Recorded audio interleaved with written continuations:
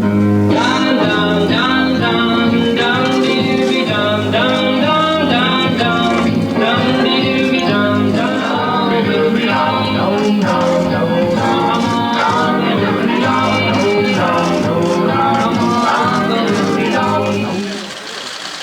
下来我们看您的左边，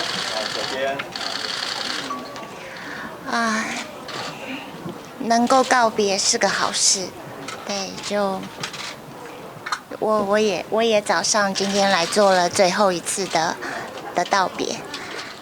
大家想起敦南，其实都想起自己生命中的某一个部分，好像以前以为要回忆或者是想要重温那个部分，我们可以来这里就好。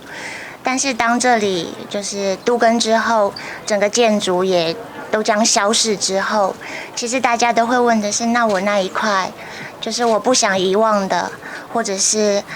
曾经让我魂牵梦萦的那些东西，那怎么样子再回忆起他们？怎么样子再有一个参考点或有个依归等？所以，与其说是一方面是敦南店的一个消逝，可是我相信也是所有的人对于自己的就是年岁、自己的时光的一种回想跟一种不舍。对，所以他真的是就是小王子说的，因为你在你的玫瑰上面花了那么多时间，所以虽然世界上有那么多玫瑰，但是这朵玫瑰是独一无二的。但是我觉得敦南店的逝去，某种程度上对我来说，它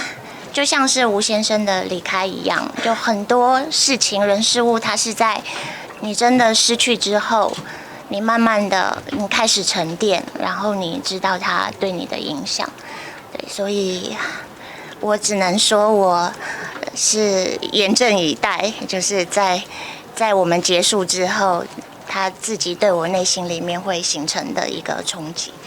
对，今年度在台湾就是成品，我们目前的计划是可能会关7到8家店。那我可以请所有的读者们都不用担心，就是因为之于阅读，其实这是成品的一个成立的初衷，也是我们的心中对于自己或者是对于读者们的一种没有说出来的承诺。就是我觉得关店它是一个重要的体制调整，因为对于未来我们有了不同的想象，所以我们也希望能够开展，就是未来能够更深入社区的，让跟大家有更多互动的，然后每一家店的存在有它的意义的。我们说它是连锁但具独立精神的书店。